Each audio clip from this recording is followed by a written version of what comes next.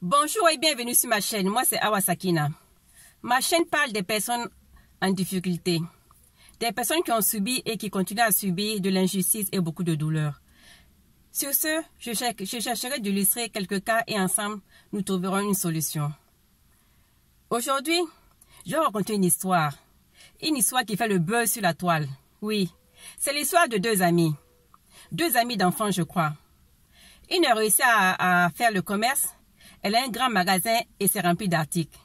Donc, elle a sa copine d'enfance qui l'aide aussi. Donc, cette dernière-là l'aide, elle a la clé du magasin, c'est elle qui ferme, c'est elle qui ouvre. Donc, il n'y a pas de problème quand tout allait dans l'ordre. Jusqu'au jour où la responsable du magasin voyage et sa copine sœur vient au magasin brûler le magasin, mettre le feu au magasin. Comment est-ce que vous voyez ça? Ah oui, la jalousie des femmes, hein. C'est pas facile, hein. C'est pas possible. Donc, après enquête, on se rend compte que c'est sa copine qui a brûlé le magasin. Parce qu'il y a une vidéosurveillance. La vidéo montre clairement que c'est la fille qui a brûlé le magasin. Cette dernière n'en revient pas. Elle dit non, tout le monde peut me faire un coup, mais pas celle-là. Celle-là, c'est ma soeur. On dort ensemble, on se lève ensemble, on fait les 400 coups ensemble. Mais c'est pas possible. Cette dernière ne peut pas me faire ça, je ne peux pas croire. Elle ne croyait pas. Elle dit, moi, je t'amène au commissariat. Ce n'est pas pour t'enfermer, mais c'est pour que tu me dises pour quelle raison tu as commis ce geste-là. Il faut me dire pour quelle raison, qu'est-ce que je t'ai fait. Je ne pense pas que je t'ai fait du mal. Et même si je t'ai fait du mal, ce n'est pas une raison de me tuer. Parce que ce que tu as fait là, c'est un meurtre. C'est un meurtre. C'est un magasin où il y avait la marchandise de plus de 40 millions. Pourquoi est-ce que tu as fait ça? Je veux savoir la raison pour laquelle tu as commis cet acte-là. Mais je vous dis, la fille n'a pas pu répondre. Elle est restée là comme ça. C'est vous dire que dans la vie, là, la vie nous réserve aussi beaucoup de surprises. Moi, je pensais que c'était moi seule. Parce que moi aussi, j'ai connu beaucoup ce cas. J'ai connu beaucoup de cas. De gens où les gens m'ont fait des coups bas, des méchancetés, des calomnies. Donc, je pensais toujours que c'était moi le problème. Mais je me suis rendu compte que vraiment, c'est pas moi. On peut faire pire encore. Parce que ce que cette fille-là a subi, là, c'est de la pure et vraie sorcellerie. Moi, j'ai eu d'autres cas, donc je vais vous illustrer seulement 3 cas. Oui, on va aller dans un passé très longtemps. Quand j'étais encore étudiante, j'avais une amie qui travaillait à la radio-télévision. Elle faisait la téléspeakerine. Dans mes balades, je me retrouve là-bas un jour et celle-ci me propose de faire la téléspeakerine parce qu'ils en avaient besoin. Et moi, je dis, non, moi, je ne peux pas. Parce que moi, connaissant mes parents, là, ils vont dire, la voilà, elle est partout, elle saute ici, elle saute là-bas. La voilà encore qui est à la télévision. Donc, voilà, elle est capable de tout, cette fille, elle va tout faire. Donc, je dis, non, ça, là, je ne peux pas. Mais j'ai une amie, elle a eu le bac, mais elle n'a pas une bourse d'études. Donc, elle est à la maison, elle n'a rien à faire. Je vais l'envoyer voir. C'est ainsi que j'envoie ma copine là-bas. Ça va, on la prend en stage. Et petit à petit, jusqu'à ce qu'on la garde définitivement à la télé. Mais je vous dis, depuis que ma copine a eu ce boulot-là, elle m'a évité. J'ai tout fait pour la contacter, la fille m'a évité. Je passais chez elle, on me disait qu'elle n'était pas là. Je lui disais toujours, dites-lui que je suis passée. J'ai envie de la voir. Parce que c'est une fille avec qui je me promenais. C'est une fille avec qui je faisais les 400 coups aussi. Donc vraiment, je ne comprenais pas que cette fille-là, je ne comprenais pas le problème sincèrement. Je dis, mais qu'est-ce qui se passe? Pourquoi elle n'est pas là? Pourquoi elle me fuit? Donc finalement, je l'ai laissé tomber. Et j'ai rencontré cette fille là quelques années plus tard, 2 ou 3 ans comme ça par hasard. Et on a commencé à parler, elle me dit, écoute, c'est pas toi le problème, c'est moi, j'avais des problèmes, j'ai eu tel problème et patati et patata, vous savez, hein, quand les gens veulent se justifier, qu'est-ce que tu vas dire? C'est sa version, moi je ne peux rien dire. Bon, l'affaire est passée comme ça. De toute façon, l'amitié était déjà gâtée. La deuxième histoire aussi s'est passée quand j'étais toujours étudiante parce que c'était le même groupe d'amis. Et comme moi, je n'écoute jamais les gens, on me dit toujours c'est toi qui as les amis, 10 000, mes parents, mes soeurs. C'est toi qui as toujours ces amis-là. C'est toi qui as toujours les amis, oui. 10 000, toutes sortes d'amis, c'est toi, toutes sortes d'amis. Celle aussi, c'était une de mes amies. On se ressemblait tellement que les gens croyaient que nous étions des sœurs. Donc cette dernière-là, elle avait une relation avec un homme marié. Et cet homme-là n'était pas du tout sérieux. Il avait plein de copines dans la ville et tout le monde le connaissait. Donc, un temps, il y avait un jeune qui la draguait. Donc moi, je lui disais, ah, ma chérie, laisse le gars marié là, toi, mais tu vois qu'il n'est pas sérieux. Tu vois, il te fait souffrir. Et ça, le jeune là. Mais la go ne voulait pas. Elle ne voulait rien entendre. Donc finalement, petit à petit, elle a commencé à fréquenter le jeune. Et puis bon, c'est parti. Ils ont commencé à sortir ensemble, tout allait bien. Mais avec le temps, on s'est perdu de vue parce que moi, je commençais à travailler elle aussi. Mais on se voyait de temps en temps lors des soirées parce qu'on fréquentait le même groupe. Jusqu'à ce qu'un jour, j'ai une de mes amies qui me rencontre, je ne me ramène pas si c'est au marché, me dit, écoute, donc on se voit samedi dans tel jour pour le mariage de X. J'ai dit, quoi? X se marie? Elle me dit, ben oui, tu ne sais pas? Je dis, non, elle ne m'a pas informée. Elle dit, quoi? Elle t'a pas informée? J'ai dit, non, elle ne m'a pas informée. Je suis tombée des nues. Je dis, non, c'est pas possible. C'est-à-dire qu'elle avait invité tout le groupe d'amis et moi, c'est sauf moi, quoi. Elle avait invité tout le monde sauf moi. Je n'arrivais pas à croire. J'ai dit, mais qu'est-ce que j'ai fait à cette fille-là? C'est grâce à moi qu'elle est avec ce monsieur. Mais qu'est-ce que j'ai pu lui faire? Je ne comprenais pas. Jusqu'à présent, j'étais bête. Je ne comprenais rien. Je dis, ah, je ne comprenais pas. J'ai dit, bon, de toute façon, c'est pas grave. Et j'ai laissé tomber. La troisième histoire, c'est une histoire qui m'est arrivée au service. Je suis allée à une soirée un jour, une soirée de femmes.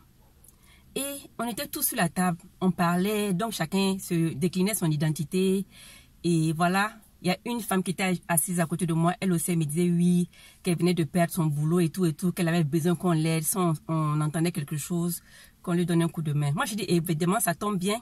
Parce que chez moi, au bureau, on a besoin d'une personne de ta... comment c'est ça, de ta catégorie. On a besoin d'une personne qui fait le même travail que toi. Donc, amène ton CV et on verra. C'est ainsi que cette dernière a envoyé son CV. Moi, comme j'avais de bons rapports avec ma patronne à l'époque, donc j'ai dit à ma patronne, écoute, celle-là, vraiment, elle a des problèmes, voilà. Et elle a même l'expérience aussi. Donc, qu'est-ce qu'on fait? C'est vrai qu'il y a 4 ou 5 candidates. Et ma patronne m'a dit non, on va les mettre, on va les faire le test et on verra. De toutes les façons, elle est prioritaire. Donc, c'est ainsi qu'on lui a fait le test. Elle était vraiment prioritaire. Mais on l'a prise grâce à moi. Parce que moi, j'ai dit à ma patronne que vraiment cette fille était bien. Et elle m'a dit oui. Toi, je sais que tu es une personne sérieuse. Si tu m'amènes une fille, vraiment, je ne pense pas que c'est une personne qui n'est pas bien. Je sais que c'est une fille qui est bien. Donc, on va la prendre pour ne pas prendre les autres personnes qu'on ne connaît pas. Et puis, en plus, elles n'ont pas d'expérience. Donc, c'est ainsi qu'on a pris cette fille-là. Ah, je vous assure, mes amis. Ne faites pas ça. Ne faites pas comme moi. Ne le faites plus. Moi, en tout cas, je suis sur mes gardes. Hein. Je suis sur mes gardes, je vous dis. Cette fille-là, je suis devenue son ennemi à battre. Je vous dis à battre. Elle ne pouvait pas me supporter. Elle ne voulait pas me voir ni en nature ni en peinture. Jusqu'à ce que ma patronne parte. Quand ma patronne est partie, il y avait un remplaçant de la patronne avant qu'un autre dirigeant arrive. Ce monsieur-là aussi ne voulait pas me voir ni en nature ni en peinture. C'était chaud, hein, les gars. C'était chaud. Donc, ils ont tout fait. Ils voulaient me licencier. Tous les deux voulaient me licencier. Mais on est en Europe. Oh. On ne peut pas te licencier comme tant que tu ne fais pas une faute grave. Et comme moi, je connais mon boulot. Donc, il n'y a pas de raison à ce qu'on peut me licencier pour tout. Mais pour le boulot, là, pour lequel on m'a engagé, là, on peut pas on peut pas me licencier pour ça. Je suis désolée. Donc, c'est ainsi qu'après 1 an et demi, le nouveau chef arrive. Et j'étais là, un bon samedi, je pense que c'était un 8 décembre. J'étais tranquille à la maison en train de monter mon arbre de Noël. Mon patron m'appelle. Il me dit, Sakina, demain tu reprends ta place. J'ai dit, comment ça? Il dit, je veux rien savoir, ne me pose pas de questions. Je te dis que demain tu dois reprendre ta place. Aïe! Comment? Je dis, mais à ce monsieur-là, je ne vais jamais rien dire. Hein. Je ne lui ai jamais rien dit. Je ne lui ai jamais parlé de mes problèmes. Je ne lui ai jamais dit que j'ai subi ceci. Rien comme ça. Il m'a dit, demain tu prends ta place. C'est ce qu'il m'a dit et c'est comme ça que je suis revenue à mon poste. Vous voyez, hein? Dieu ne dort pas. Quand tu es bien là, quand tu es une personne de cœur, de bonne foi, tu ne fais pas de mal à quelqu'un, Dieu même fait ton palabre à ta place. C'est ça, Dieu a fait mon palabre à ma place. C'est ce que ma mère disait. Elle dit, ma fille, Dieu va faire ton palabre à ta place. Et effectivement, Dieu a fait mon palabre à ma place. Cette fille a eu honte. Les gens aussi qui l'ont supporté, se sont rendus compte que c'est une mauvaise fille. Après, ils m'ont donné raison. Ils m'ont donné raison. Mais c'était chaud à cette époque-là, hein? À cette époque-là, j'étais la bête noire dans mon service. Les gens même avaient peur de parler avec moi pour ne pas être aussi marginalisée. Vous imaginez? Affaire d'amis. Oui, on est comme ça, nous les femmes. On ne sait pas où. On est là, on croit qu'on est là pour sauver le monde. Ne croyez pas que tout le monde sont vos amis. Hein? Tous les gens qui sont proches de vous, là, ce n'est pas vos amis. Hein?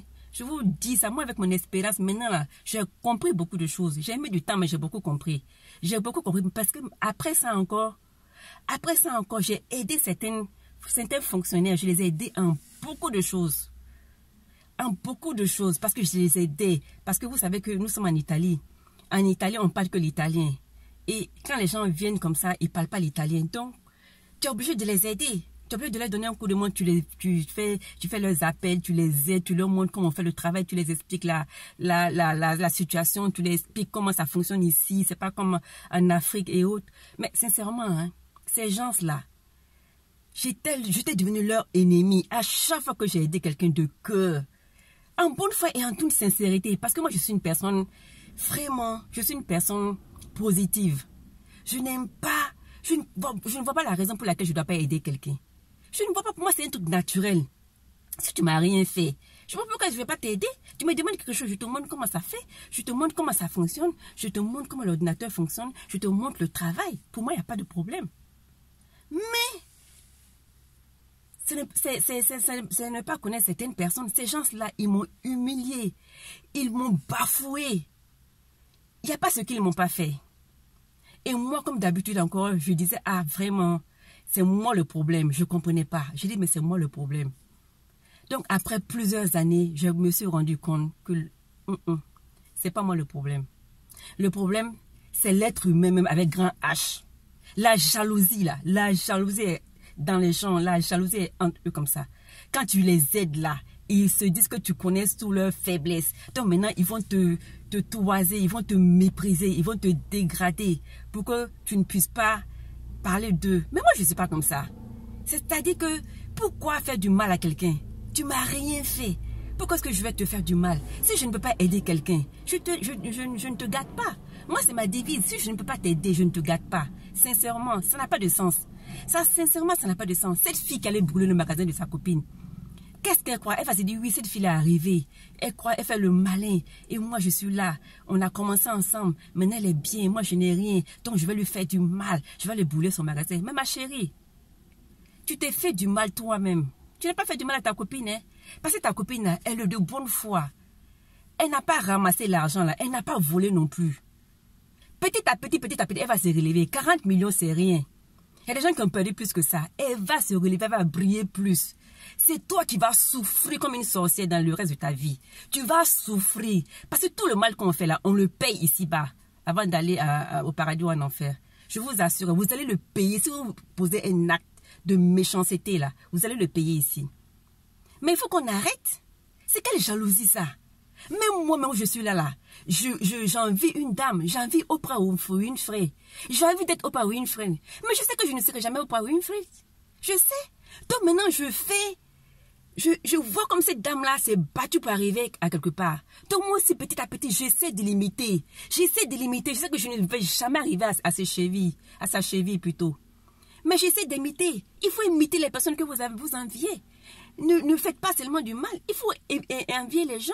Parce que vous pouvez changer. Tout le monde n'est pas pareil. Moi, je suis Sakina.